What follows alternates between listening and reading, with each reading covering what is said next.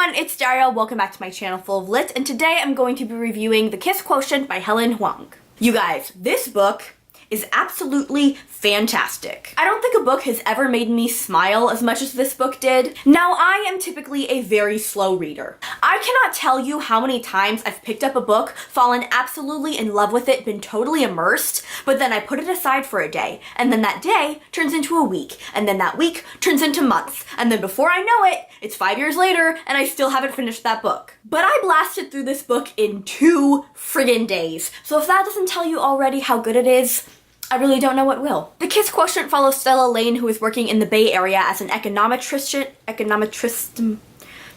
She works in economics. She is also autistic, and I believe that it was mentioned specifically that she has Asperger's syndrome. Stella struggles a lot in social situations, particularly when it comes to dating and romantic relationships. Sex is always very awkward and uncomfortable and never really any fun for Stella, so she decides that she's going to hire a professional to help her get better at it.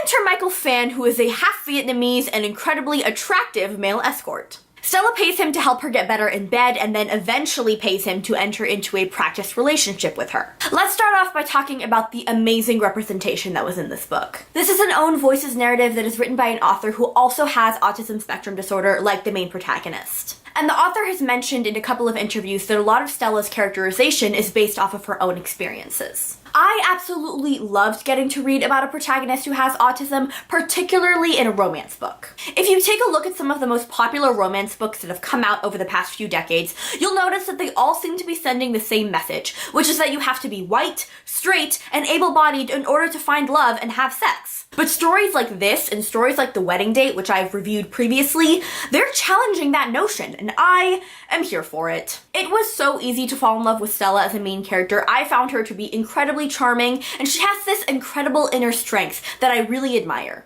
And oh my god, you guys, Michael Phan is the ultimate man. It truly does not get better than him. Michael was just so kind and so soft with Stella, and he always had the utmost respect for her. We need more men like Michael in our romance books. In fact, we just need more men like Michael in any of our books. Also, Michael was incredibly family-oriented, and I really appreciated getting to see a man of color, particularly an Asian man, have such great relationships with all of the women in his family. I also really like the fact that Michael was kind of that struggling artist who's trying to make it as a fashion designer, and that it was Stella who was making bank. So often in romance books we see that trope of the rich guy and the poor girl, especially in Asian media and Asian dramas. You guys know what I'm talking about. That trope is done to death. Now, this is a romance book, and a pretty steamy one at that, and I typically am not a huge fan of graphic sex scenes. I don't really find it sexy when authors are telling me exactly where people's limbs are and they're going into excruciating detail about every single thing that's happening. However, these sex scenes, while fairly explicit, were actually pretty enjoyable. What I loved the most was Michael's constant communication and patience with Stella. He always asked her if she was okay and comfortable with what they were doing. He went at her pace, and anytime that she got uncomfortable, he would immediately back off. There was really only one issue that I had with this book, and that was Michael's possessiveness. There were a few times throughout the book that someone would hit on Stella or make a pass at her or even try to kiss her, and Michael would react, and he would do so pretty violently, and I was not a fan of it. Y'all know I don't fuck with that alpha male bullshit, so it was pretty disappointing to me when my main man Michael embodied that trope. And the thing that bugged me even more than Michael's actual possessiveness was Stella's reaction to it. She would always react so positively and get like turned on by it. And I was just sitting there like, no, this shit is not cute. It's not attractive. Other than that though, this book was pretty much perfection. So I'm about to get into some spoilers, so if you have not read this book, please click away now. So when Stella and Michael broke up for a short while towards the end of the book, Stella really struggled. She was even willing to quit her job for him, and that's the one thing in her life that she truly loves and is passionate about. And then Stella just had this absolutely badass epiphany where she thought to herself, you know what? If Michael doesn't want to be with me because I have autism or for any other reason, that's on him, and I am not going to change my life or myself just to get him to fall in love with me.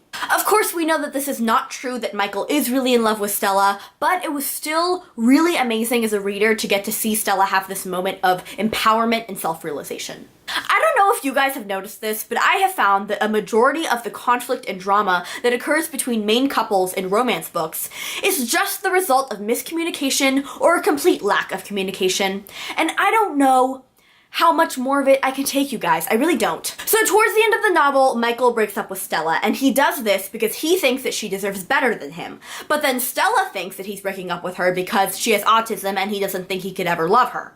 And of course, instead of having an actual conversation about this, they don't say anything to each other until that final moment in the very end of the book where they get back together and kiss and everyone's happy. Now, don't get me wrong. I ate that shit up while I was reading it, okay? I really did. And if I'm invested in the couple, I will wade through whatever bullshit I have to. However, sometimes I just wish that authors could come up with some other kind of conflict rather than, oh, I love you, but I'm not gonna tell you, and so we're gonna spend all this time apart, and then we'll finally get together and realize that we could have been together this whole time, except we weren't, because we just didn't talk about it. But besides those few problems that I had, they were really just minor issues, honestly.